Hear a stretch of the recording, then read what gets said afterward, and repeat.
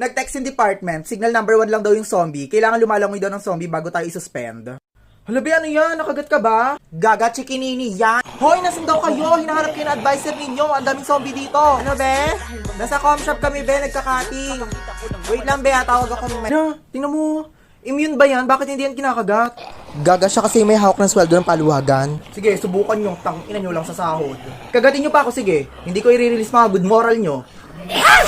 Hello, my gosh, nakagat na yung masungit na registrar. Hello, my gosh, thank you. Di pa kasi ako bayad ng tuition eh. Pinantalpak ko.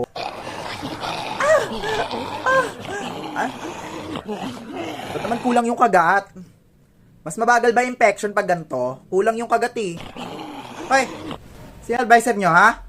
Ba't lahat kayo nasa labas? Pasok! Kayo talaga mga lower section kayo. Kayo yung sakit ng ulo dito sa school.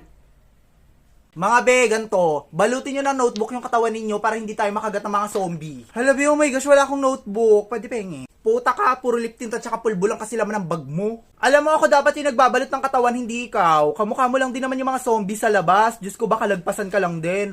Baka akbayan ka pa nga, tanungin ka. Uy pare, ilan na nakagat natin? Gagait sa tayo lang kayong dalawa. Ikaw nga pinaka-protektado dito eh. Diyos ko, sa tingin mo sa kapal ng libag ng katawan mo, may kakagat pa sa'yo. Diyos ko, kahit kagating kanila, overtime sa nguya.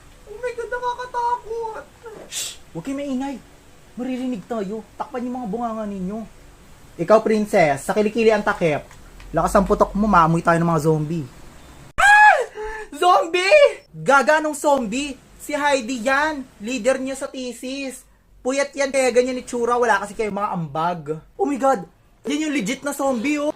Eh, di ba section nila Jessa yan? Diyos ko, mga section 1 na nga, nauna pang nakagat. Ang bobobo, ah.